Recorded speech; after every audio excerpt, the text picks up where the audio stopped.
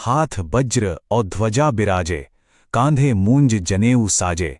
शंकर सुवन केसरी नंदन, तेज प्रताप महाजग वंदन। हनुमान चालीसा की ये दो चौपाइयां हम सबने न जाने कितनी ही बार सुनी होंगी, पढ़ी होंगी, पर क्या कभी इनके गहरे मतलब पर सोचा है? आज हम इन्हीं दो शक्तिशाली चौपाइयों के रहस्य और उनकी महिमा को समझने की कोशिश करेंगे। तो चलिए साथ मिलकर शुरू करते हैं। सबसे पहले एक बहुत जरूरी बात समझना होगी कि गोस्वामी तुलसीदास जी ने हनुमान चालीसा संस्कृत में नहीं बल्कि अवधी में लिखी थी। अवधी उस समय की आम बोलचाल की भाषा थी, जिसे लोक भाषा कहते हैं। और यही वजह है कि हनुमान जी की महिमा और उनका ज्ञान सिर्फ पंडितों तक ही सीमित नहीं रहा, बल्कि जन जन तक, घर घर तक पहुंच पाया। तो अब आते हैं पहली चौपाई पर। यह चौपाई हनुमान जी के बाहरी स्वरूप पर ध्यान देती है, मतलब एक दिव्य योद्धा के रूप में उनके क्या प्रतीक हैं, इसका वर्णन करती है।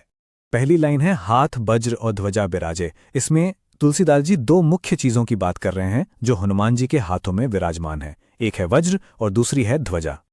अब ये जो वज्र शब्द है ना, इसका अर्थ समझना बड़ा दिलचस्प है। इसके दो मतलब हैं। एक तरफ तो ये इंद्रदेव के वज्र का प्रतीक है जो असीम शक्ति को दिखाता है, और वहीं दूसरी तरफ ये हनुमान जी की अपनी शक्तिशाली गदा की ओर भी इशारा करता है। मतलब दोनों ही उनकी बेमिसाल ताकत के प्रतीक हैं। और ध्वजा, इसका क्या मतलब है? देखिए, यह सिर्फ कोई आम झंडा नहीं है, यह प्रतीक है जीत का, गौरव का। पर सबसे महत्वपूर्ण बात जानते हैं क्या है? ये ध्वजा हनुमान जी की अपनी नहीं है, ये भगवान श्री राम की विजय की ध्वजा है।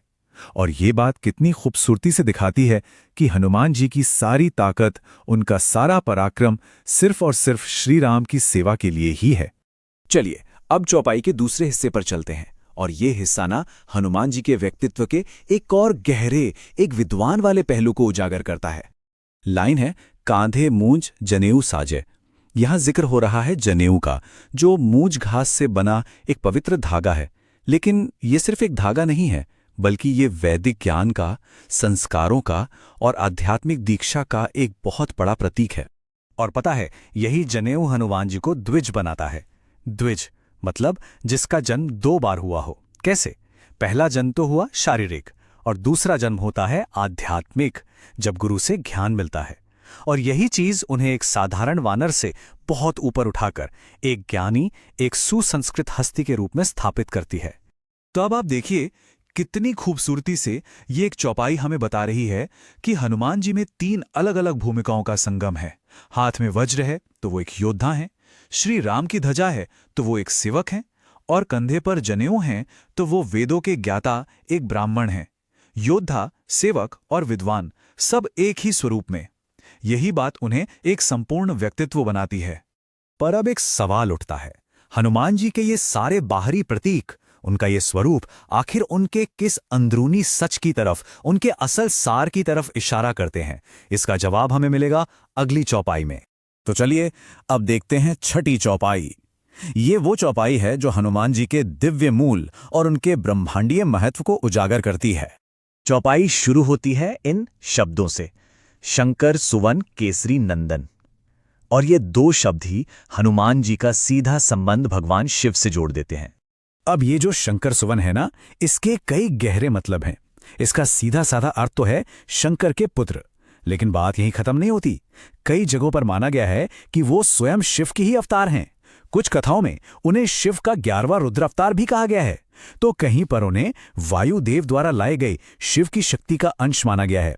मतलब हर तरह से यह साबित होता है कि वो कितने दिव्य और अलौकिक हैं। और दूसरा शब्द है केसरी नंदन, जिसका मतलब है केसरी के पुत्र।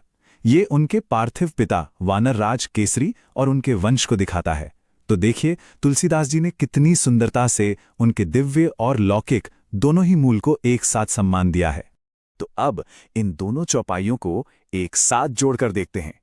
अब हमें समझ आएगा कि हनुमान जी पूरे विश्व में क्यों पूजे जाते हैं, क्यों उन्हें महाजग वंदन कहा गया है। चौपाई खत्म होती है इन शब्दों पर, तेज प्रताप महाजग वंदन।